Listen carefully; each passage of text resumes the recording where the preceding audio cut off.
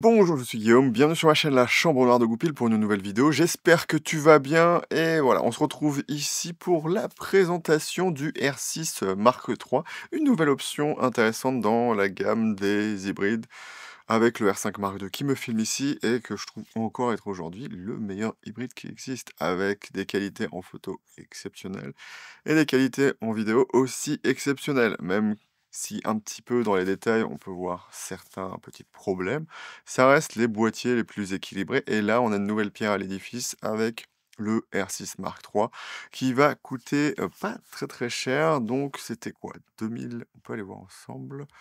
Hop, on va aller voir ici. Hop,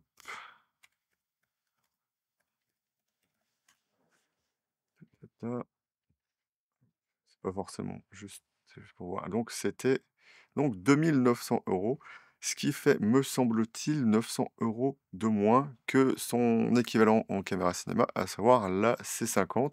Et il y aura des gros avantages qu'on va voir ici en regardant sa fiche technique. Vous verrez tous les détails dans des tests, mais moi j'ai plus envie, et je fais souvent ça, je m'attarde sur vraiment les détails de la caméra, ce que vous pourrez trouver de vraiment intéressant, ce qu'il aura un petit peu de plus ou de moins que d'autres choses vraiment dans les petits détails. Donc si ça t'intéresse, eh ben, tu es sur la bonne vidéo. Donc du coup, le EOS R6 Mark III, on va un petit peu voir la partie un petit peu commerciale avant d'arriver dans les caractéristiques détaillées. Donc on est là-dedans. Donc on a une vidéo sur le R6 Mark III. Donc comme d'habitude, on aura un boîtier en polycarbonate qui reprend la recette du R6 Mark II, donc à savoir même viseur, même écran, qui seront légèrement moins bons que ce qu'on peut retrouver sur un R5 Mark II ou même un R1, mais là on est vraiment sur quelque chose au-dessus. Donc les éléments optiques sont les mêmes, donc on a le même grossissement que sur un R5 Mark II, mais la définition, on reste avec cette petite dalle pour viseur qui reste là 3,960 points. Donc en fait, c'est pas des pixels, il faut diviser par 3 pour retrouver la vraie définition. Donc dans le monde moderne, maintenant qu'on est tous passés au 5,64, donc aussi bien Panasonic que la gamme Canon, comment dire ça, d'appareils photo semi-professionnels comme le R5 Mark II. Donc ce sera pour moi le seul un petit peu détail qui pourra faire que ça peut être un petit peu dommage, mais après on a quand même un viseur, donc ce qui change un petit peu de la C50. Et donc bien évidemment, étant un appareil photo, et ben, on verra qu'il y a aussi quelques petites différences, notamment dans le mode 120p, qui est assez intéressant sur le R6 Mark II. Même s'il y a d'autres avantages que vont avoir la C50, ça commence un petit peu quand on a 2 caméras différentes, on peut se dire: «Bon, moi j'ai la C80, je dis quand j'ai besoin vraiment des qualités de la C80, je prends la C80», mais là, c'est la même chose, mais pas vraiment. Hop, découvrir la puissance, voilà, donc 32,5 millions de pixels sur un capteur non empilé qui a une vitesse décente, donc ça reste équivalent à ce que faisait le R6 Mark II et donc le premier R5. Donc c'est déjà plutôt pas mal, avec cette fois une dynamique en photo qui est plus élevée dans le mode obturateur mécanique, alors que le R5 Mark II était à peu près pareil en mécanique électronique, sachant que souvent on perd de la dynamique lorsqu'on est en électronique. Donc on est un petit peu, voilà, j'essaie un petit peu de voir s'il y a des choses un petit peu à dire avant d'aller dans les caractéristiques détaillées. Donc on a ce boîtier typique de R6 avec le design du R5 Mark II, avec la Tally Lite, avec le mode photo et vidéo. Moi des fois je préfère mieux que juste que le on-off soit là. Et puis si vous par exemple vous faites de l'animalier, avoir le switch à la place du on-off. Mais bon, maintenant c'est comme ça et on n'y peut pas grand-chose. Du coup à la place de l'écran, on a cette molette, mais comme on a au final les deux qui, là on est vraiment plutôt pas mal. Et le R6 Mark II était déjà dans cette ergonomie meilleure que les premiers R5 et R6. Donc c'est quelque chose d'assez bien, avec aussi maintenant une Safe Express de type B. Maintenant que tout le monde s'y est mis, Canon était obligé de le mettre et donc ça va faire des choses assez intéressantes, notamment dans le buffer qui est bien plus élevé et dans les capacités aussi en vidéo, on a l'ajout du RAW. Donc c'est vraiment quelque chose de très bien. Hop, stabilisation d'image intégrée, ce qui pourrait être bien ou pas bien. En vidéo, moi j'ai tendance à préférer quand on peut enlever la stabilisation des appareils photo, enfin des appareils Canon, donc la ligne cinéma est mieux parce que, bah, du coup, comme ils sont conscients qu'il y a du wobbling, ils l'enlèvent sur les caméras cinéma. Donc la C50 est mieux pour ça, même si comme il n'y a pas de stabilisation, on peut avoir, des micros flous de bouger qui sont des fois visuellement pas très intéressants. Même si vous arrivez à, combler ça par la, comment dire ça? La stabilisation, par exemple, sur DaVinci, et ben, c'est mieux que le wobbling, au final.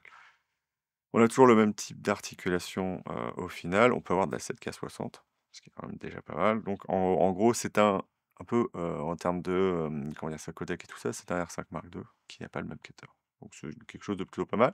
Avec l'open gate et je me demande si un jour on l'aura sur le R5 Mark II. C'est vraiment la seule chose qui me donne envie d'acheter le R6 Mark III. Donc je suis pas forcément la personne concernée par ce boîtier, mais il est quand même vraiment très, très bien. Si vous n'avez pas l'argent pour un R5 Mark II, hein, ça reste quand même 4 760 €. Donc le R6 Mark II, même si Mark III pardon, même si plus cher, est quand même déjà quelque chose de vraiment très, très intéressant pour à peu près tout le monde, hein, au final, même pour comme un boîtier secondaire au R5 Mark II, parce qu'il fait, 7K. C'est pas beaucoup de différence en termes de taille de photo par rapport à ce que fait un R5 Mark II et même en définition vidéo, 7K, c'est pas si différent de 8K. Si vous faites de la 8K, par exemple, vous pouvez transformer votre 7K en 8K sans perte, visible. Vous pouvez vous dire: «Ah mais c'est un petit peu problématique». Il y a des films au cinéma qui l'ont déjà fait, enfin pas le 8K, mais par exemple, il y a des James Bond qui sont tournés avec des caméras Arri qui ne font pas du 4K et remis en 4K après. Donc vous voyez que vous n'y verrez pas forcément quelque chose, donc là, voilà, donc ça reste du marketing. Je vais voir s'il y a quelque chose d'intéressant. Donc il y a les sujets qui sont toujours aussi bien. Par contre, on n'a pas le Digit Accelerator sur ce boîtier, donc les performances ne sont pas aussi bonnes qu'un 5 Mark II, mais en termes de, suivi, on est toujours aussi bon que ce que faisait un, R6 Mark II avec les nouvelles fonctions logicielles. Même si on n'a pas l'avancée d'avoir quelque chose qui est vraiment encore bien meilleur en termes de vitesse et tout ça. Hop, donc on peut, comme sur la C50, enregistrer dans 2 formats différents. Donc vous pouvez faire un format horizontal et un format pour les réseaux sociaux qui sera vertical avec les lignes qui vont s'afficher. Donc c'est vraiment quelque chose de plutôt pas mal. Voilà, l'open gate enregistre ta data, conçu pour donc il y a vraiment beaucoup de choses et c'est assez dense et donc on arrive sur les caractéristiques et je vais directement aller là-dedans et je vous montrerai un petit peu le contenu de la boîte, juste après. Caractéristiques, détaillées, donc on a les trucs habituels, donc 0 à 40 degrés, à 95 à 85 d'humidité, voilà la taille, qui est au final, pour moi, vraiment légèrement plus petit qu'un R5 Mark II, mais c'est pas énorme. Le boîtier risque d'être un petit peu plus léger, j'en sais rien, puisque ça reste le R5 Mark II reste de la fonderie de magnésium et donc au toucher, ça sera un peu plus qualitatif. D'ailleurs, le R5 Mark II est plus qualitatif, même d'ailleurs, il est de la même qualité qu'un on dirait un R3. Je pense que le R1 est légèrement meilleur, mais c'est pour moi un des appareils photo les mieux construits. Donc le R6 Mark II fera juste une impression un petit peu plus plastique, un peu comme la C80 au final et la C50. Mais voilà, en termes d'ergonomie, comme Canon, sait très bien y faire, voilà, vous ne serez pas dépaysé, ça marchera très, très bien. 32,5 millions de pixels, 40 images par seconde. Je le rappelle, on est à 30 sur le R5 Mark II. 40, c'est la même chose que sa sœur, son frère, le R1. On a le, système qu'on connaît depuis un moment, puisqu'on n'a pas le Digit Accelerator. On a la stabilisation 8,5 stop, ta, ta, ta, et on a, voilà, comme je vous le disais, la CF Express avec la SD, XC. Donc c'est toujours mieux d'avoir une V90, même si vous pouvez utiliser, bien évidemment, les SD en dessous. C'est juste que vous ne vous poserez pas trop de questions sur les formats que vous pouvez utiliser avec ce boîtier. Et donc voilà, on a le 7 carreaux jusque et en open gate, donc ça, c'est vraiment plutôt pas mal. Donc CMOS, donc un 24-36 standard, donc bien évidemment, on perd 1 millimètre, mais c'est plutôt la marge qu'on avait sur les comment dire ça?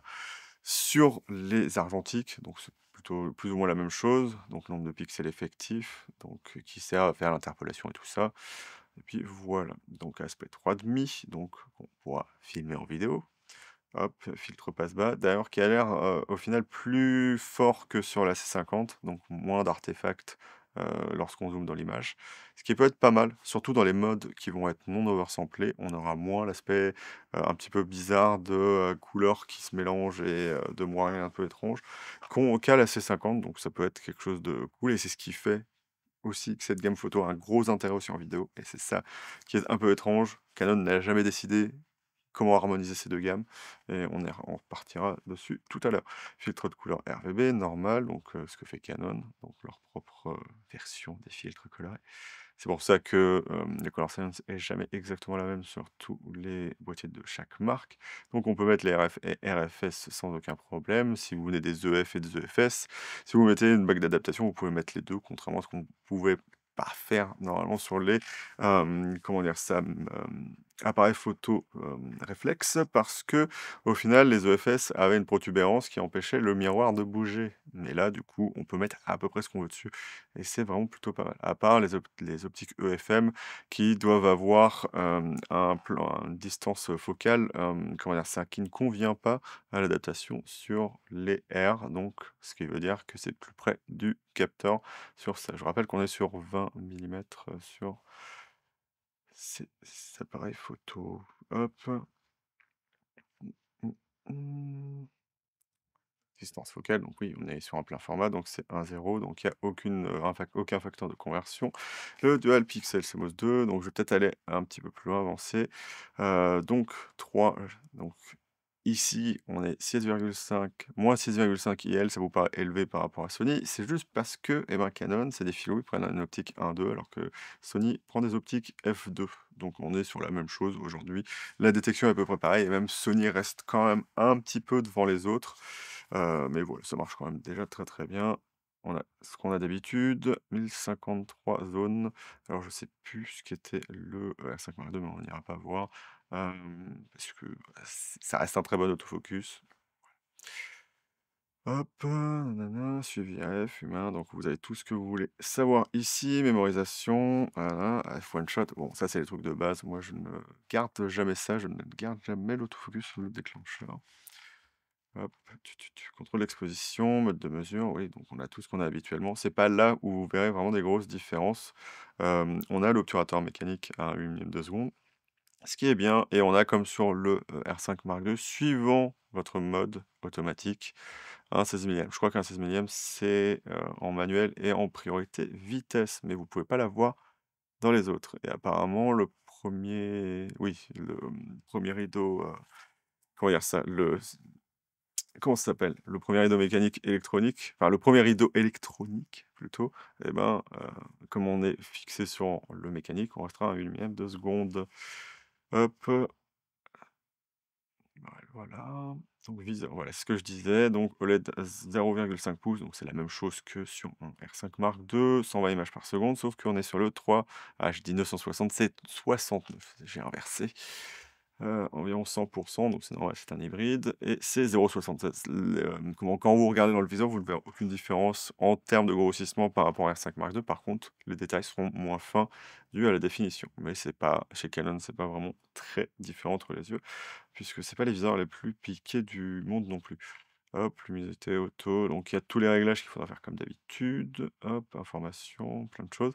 À savoir que, je sais pas si c'est comme dans le R5 Mark II, mais si c'est la même chose, la waveform que vous pouvez appliquer, eh ben, sera embêtante parce qu'elle ne s'enlève pas. Par exemple, là, j'ai mis l'affichage où j'enlève toutes les informations. Et ben, j'ai toujours la waveform qui s'affiche parce que je pense que ça a été rajouté après. Je ne sais pas si sur le R6 Mark III c'est corrigé, mais les firmware n'ont jamais corrigé ça sur le R5 Mark II. Écran LCD, donc 7,5 centimètres, voilà, 3 pouces, 1,6 million de pixels. Je crois que c'est presque la même. Non, je sais pas si c'est la même chose que sur le R5 Mark II. Ta, ta, ta, ta, ta, ta. Donc on a la même rotule de toute façon, le même flash. Voilà. On a la synchronisation qui sera obturateur mécanique 250. Je crois que c'est un petit peu plus élevé. C'est ça qui est bizarre. C'est que c'est apparemment plus élevé que. Alors dites-moi si je me trompe. Apparemment plus élevé que sur le R5 Mark II. J'aurais dû regarder avant, mais bon, c'est pas sûr. Mais on a un capteur moins rapide. Donc je sais pas pourquoi ils ont fait ça. Peut-être ils ont eu des évolutions qui leur permettent technologiquement de faire ça. Et voilà, après ça reste, voilà, vous avez maintenant les synchronisations à vitesse élevée. Donc au final, pas de problème. Donc il y a plein de trucs. Hop, les tailles, mode d'acquisition, donc vous avez 40 images par seconde, les 12 images en obturation mécanique. On a du Euro 14 bits Euro 0. Les deux sont des RAW compressés, puisque c'est du RAW Canon. Hop, le HEIF.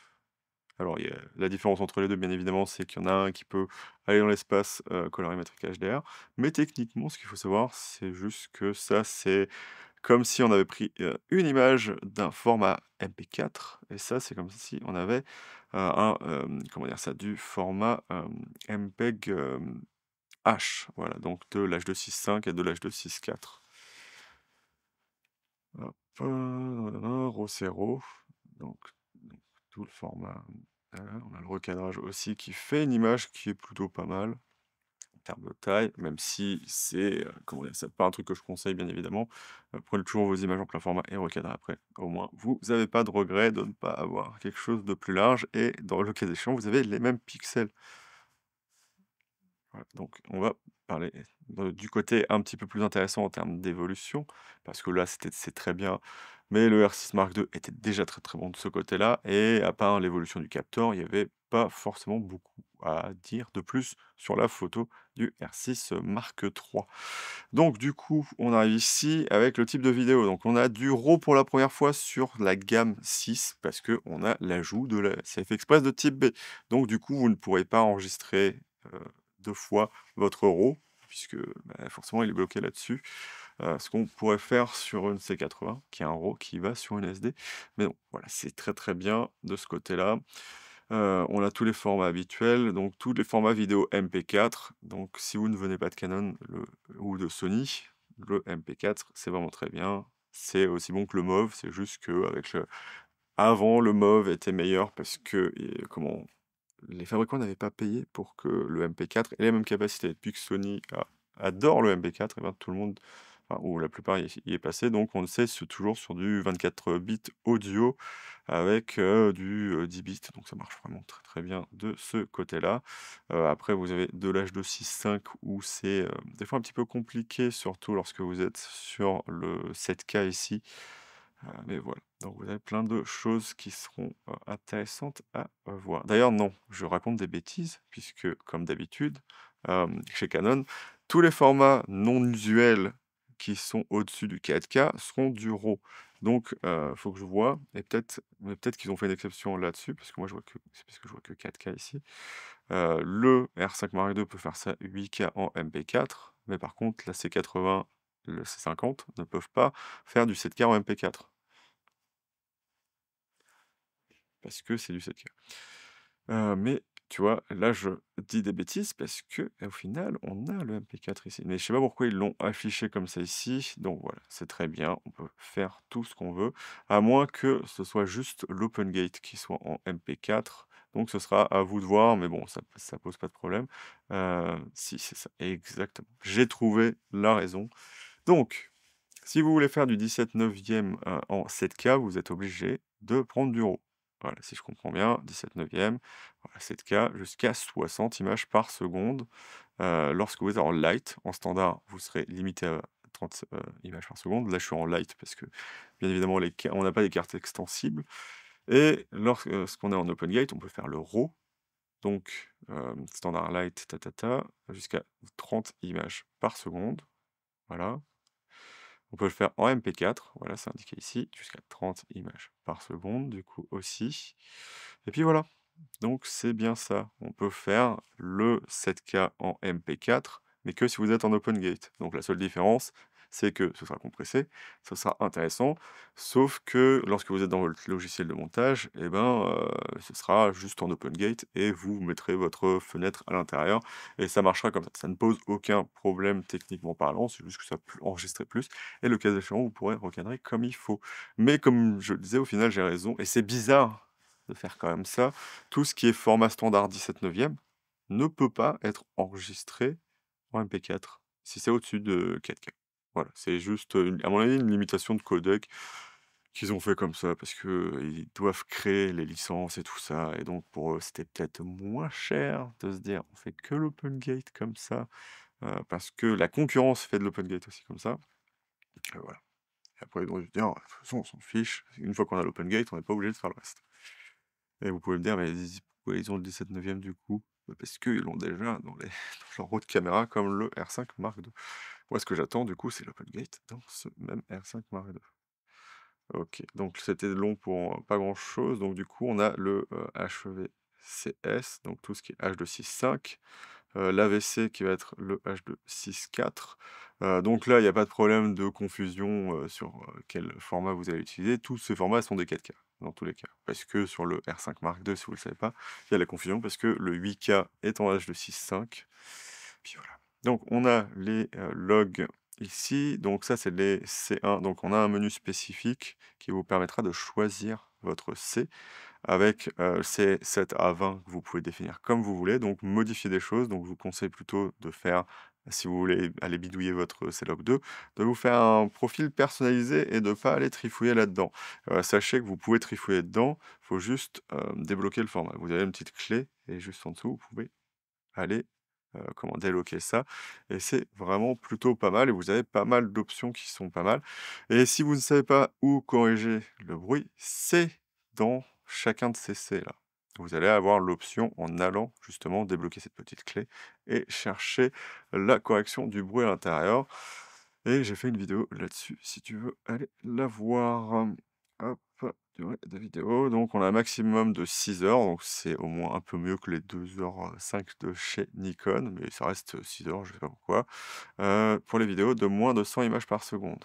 Donc avec les plus, c'est 2 heures parce que, bah, déjà, qui fait 100 images par seconde pendant 2 heures? Et voilà. Donc du coup, 4K DCI, donc on a les images élevées, donc c'est pas forcément très utile parce que ce que j'ai pas dit, voilà, que je vais dire maintenant, donc vous voyez que vous avez ce DCI 4K. Donc il y a une espèce de truc où vous dites: «Ouais, mais on peut faire que le RAW jusqu'en 60 images par seconde», si vous ne connaissez pas le R5 Mark II.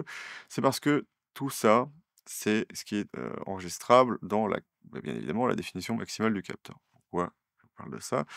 Parce que tout ce qui va être au-delà de ça, donc le 100 et le 120 images par seconde, ne sera pas oversamplé puisqu'il ne prendra pas, ou il la convertira, mais il prendra pas toute la définition du capteur. Donc c'est pour ça qu'on n'a pas le 100 et le 120 en, RAW light et donc du coup, on a des modes non oversamplés pour ça.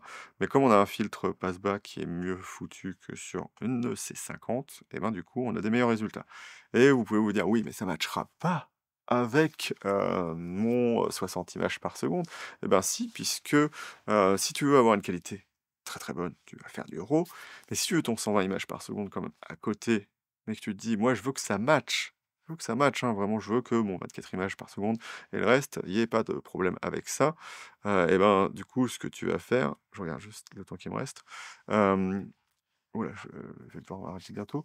Et ben, ce que ça va faire, c'est que, bah, du coup, tu peux utiliser le non oversampling sur ton 24 images par seconde et c'est ça que je trouve génial chez Canon. C'est que certes, il y a des limitations, mais tu peux avoir des formats cohérents tout le temps et c'est très, très bien et le R5 Mark II est le meilleur pour faire ça.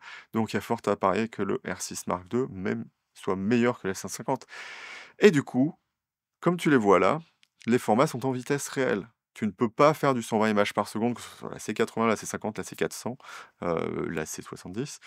Tu ne peux pas faire ça en vitesse réelle. C'est du ralenti avec le son éventuellement que tu peux avoir sur une carte. Là, c'est vraiment, tu peux filmer comme ça et te dire: «Non, je le veux pas en rapide» ou faire du speed ramping. Donc c'est vraiment ça. C'est pour ça que moi, j'ai gardé le R5 Mark II et j'hésiterais plus personnellement sur un R6 Mark III.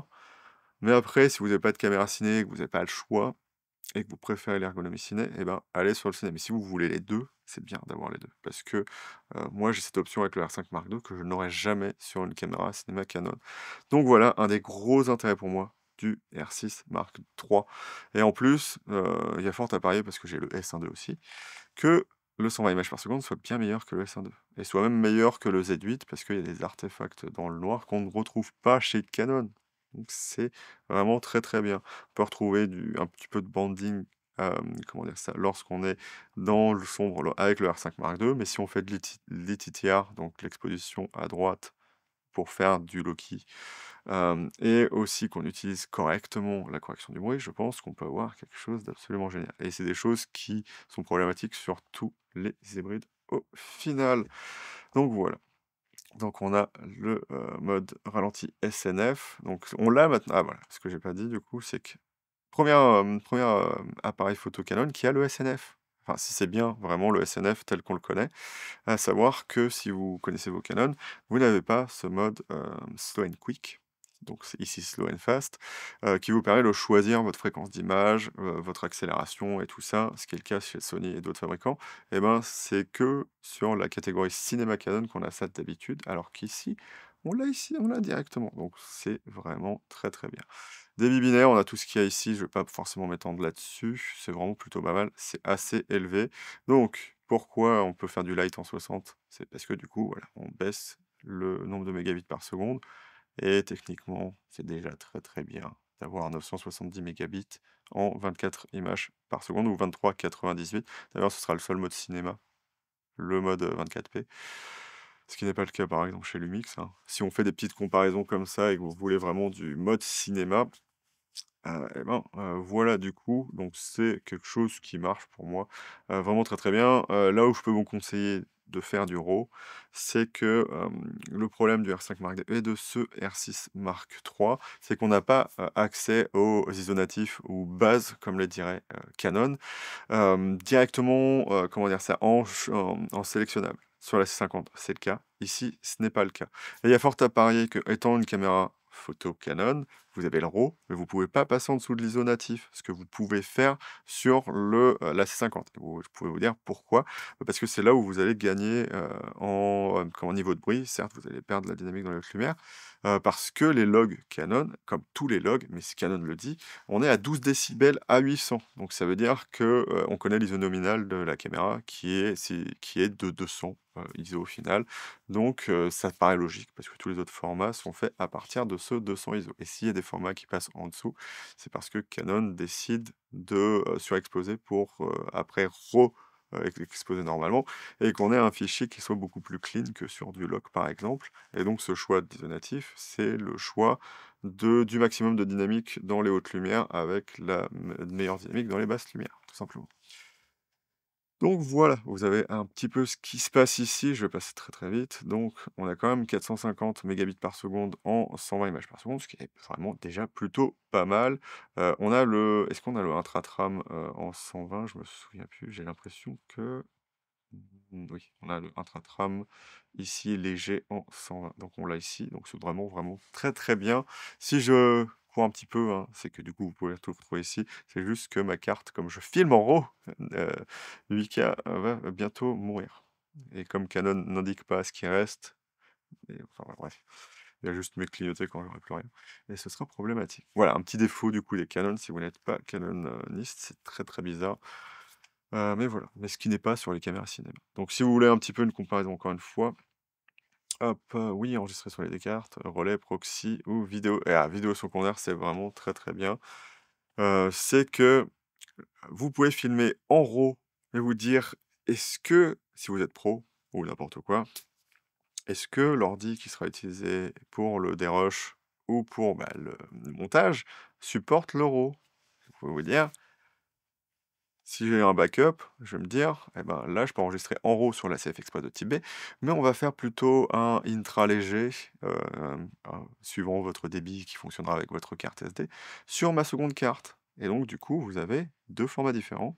Et donc, votre intra léger sera plus lisible, me semble-t-il, sur la plupart des ordis. Et donc, vous avez un backup qui permet d'avoir un truc de qualité qui n'est pas d'un proxy, et qui peut même être le cas échéant, être utilisé en proxy, avoir quelque chose de totalement correct. Bien évidemment, pour l'OpenGate, si ça marche aussi du coup pour l'OpenGate. Donc voilà, c'est très, très bien au final. Il faut juste voir si le débit, marche aussi avec ça. Mais voilà, c'est une des grosses capacités qu'ont les Canon et que je trouve vraiment très, très intéressant. Je crois qu'il y a pas encore ça sur le, R5 Mark II, mais ça prouve que, Canon évolue de plus en plus à mélanger un petit peu le tout. Mais du coup, mettez-nous la vitesse réelle à 120 images par seconde sur les caméras cinéma Canon, please. Et du coup, c'est dommage, on a que 24 bits, alors que maintenant, un ZR fait 32 bits en interne, à savoir que vous n'avez plus à régler le volume, c'est ça le gros intérêt. Donc, si vous êtes comme moi et que vous faites un truc et que vous oubliez que vous avez changé le volume de pour votre micro Canon et que vous avez votre, micro-cravate après. Voilà, c'est vraiment ça. Si vous oubliez que vous enregistrez de la de l'audio, c'est très intéressant. On a le HDMI plein format. Ça, c'est vraiment très, très bien. Sortie dans moniteur externe, ça restera toujours moins intéressant qu'une caméra cinéma parce qu'une caméra cinéma peut démultiplier son signal sans avoir aucun problème. C'est 80, vous regardez la même chose, vous pouvez juste choisir ce qui va être mis sur chaque sortie, donc à savoir HDMI et SDI, mais sur l'HDMI des hybrides, ça reste quand même compliqué. Je ne sais pas si c'est du processeur, qui est pris par, autre chose qui ne peut pas être pris par l'affichage, mais voilà. Donc il va falloir que j'aille un petit peu plus vite. Du coup, enregistrement RAW 7K, donc voilà, on a le ProRes via HDMI. Ah, je crois que c'était en interne, c'est un petit peu dommage. L'intérêt du ProRes, c'est que vous avez plusieurs, comment dire ça, façons de, comment dire ça, d'assimiler votre ProRes. Vous pouvez avoir, le V-Log, le, C-Log 2, Sony S-Log 3 et puis je crois que c'est tout et le Nikon je crois, mais le Nikon c'est pas très intéressant. Mais voilà, du coup vous pouvez un petit peu faire en sorte de matcher les caméras sans avoir besoin de faire un CST derrière, donc c'est plutôt cool, au final. Je cours un petit peu, donc je vais vous laisser un petit peu ça parce que c'est pas les choses donc voilà, format d'affichage, nananana. Non, je croyais que c'était retardateur. On a, du coup comment dire ça? La pré-rafale et la rafale entre guillemets en vidéo, le pré-enregistrement jusqu'à 5 secondes en vidéo. C'est vraiment plutôt très bien. Hop, alimentation. C'est une LPE6P, mais apparemment ça marche mieux que sur l'R5 Mark II. Je reste un petit peu sceptique là-dessus, mais on verra ça au final. Voilà, speedlight, caractéristiques physiques, boîtier. Ah, c'est de l'alliage de magnésium. Ah non, c'est. Attends. Châssis composant en polycarbonate. Donc c'est peut-être au final du magnésium, donc ça serait intéressant au final. Donc je sais peut-être trouver. Et là, il y a toutes les contre-indications qu'on va trouver ici. Et du coup, ils affichent pas ce qu'il y a dans le carton. Est-ce que j'ai encore du temps? Ça se trouve, je vais être coupé directement. Bah, il n'y a pas le carton ici. Voilà. Donc, on a le boîtier, on a le, cache boîtier, la Dragon, le chargeur LPE6E, donc le basique, mais qui comprend toutes les batteries Canon, donc c'est vraiment très, très bien. La batterie LPE6P, le couvercle de la batterie, qui sert, souvent à dire si la batterie est chargée ou pas, donc ça peut être intéressant. Le protège-griffe, donc avec la griffe multi-accessoires là-dessus, ce qui était déjà le cas sur le premier R6 Mark II, enfin le R6 Mark II, pardon. Hop, le manuel et donc du coup, on a, alors le truc qui est dommage avec ce chargeur, juste pour finir, c'est qu'il n'est pas USB, C, là où le S12 a un nouveau chargeur qui est parfait de ce côté-là. Donc il vous faudra un chargeur, Patona ou un truc dans le genre pour pouvoir charger votre batterie on the go. Sauf que le problème des Canon, c'est que les batteries n'aiment pas du tout les chargeurs no-name. Donc si vous en utilisez un, c'est bien régulièrement de recharger la batterie dans l'appareil photo. Comme ça, elle se remettra avec son, profil CPU de base et au moins vous aurez les 100 tout le temps, ce qui est pas vraiment le cas lorsque, vous, le rechargez dans une autre chose qu'un chargeur Canon. Donc moi, je vais te laisser là-dessus. C'est vraiment un très, très bon, boîtier au final pour moins de 3 000 €. Ça fait un petit peu peur, moi, je pense au S1 Mark, II. Est-ce que ça pourrait être intéressant pour moi? Oui et non. Il y a quand même des qualités que je trouve au S1 Mark II, surtout en termes pratiques, en qualité d'image. Ce boîtier risque d'être vraiment très, très bon et on n'a pas du coup les ISO, sélectionnables, enfin les bases ISO sélectionnables là-dessus, ce qui est un petit peu dommage. Mais pour tout le reste, ce sera quelque chose d'assez intéressant. Si tu vois un petit peu les incohérences que tu risques de trouver sur ce boîtier, j'ai un test du R5 Mark II que je t'aurais mis soit au début, soit ici. Et donc, comme mon R5 Mark II n'a plus de place sur cette carte, je vais te dire salut et à bientôt dans la chambre noire de Goupil pour une nouvelle vidéo. Juste pour finir, pour ceux qui ont réussi à aller jusqu'à après, en fait, le problème des Canon, là, c'est que je ne vois pas l'enregistrement qui me reste, donc j'ai 5 minutes pour te parler encore. Moi, j'ai choisi d'acheter le 45 millimètres f1.2 qui risque d'être assez intéressant et donc je t'en parlerai un petit peu sur une autre vidéo, mais ce qui est assez marrant, enfin, une vidéo de comparaison en EF-RF avec comment dire ça? Dans l'idée de parler de cet objectif et je ferai un test quand je l'aurai. C'est que c'est un 45 millimètres f1.2 où on l'a dit, c'est la qualité optique du 50 millimètres EF, eh ben, oui, parce que c'est la même optique. Alors je m'explique, vis-à-vis de ça, si vous le savez. En fait, lorsqu'on crée une optique, on va, en gros, comment dire ça? Suivant la place de la formule optique, perdre ou gagner en ouverture. Donc plus elle est proche, plus on gagne en ouverture. Sauf que si on veut avoir une focale plus élevée, il faut éloigner la même formule optique. On parle vraiment d'une formule optique qui serait tout le temps la même, pas d'une adaptée.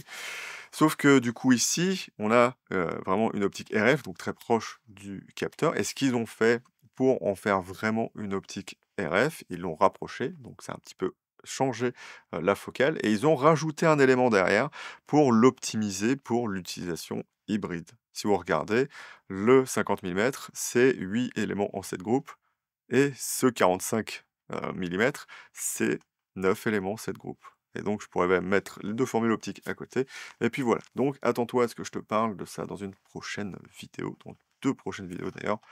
Une comparaison RF-EF et le test de ce 45 millimètres. Salut!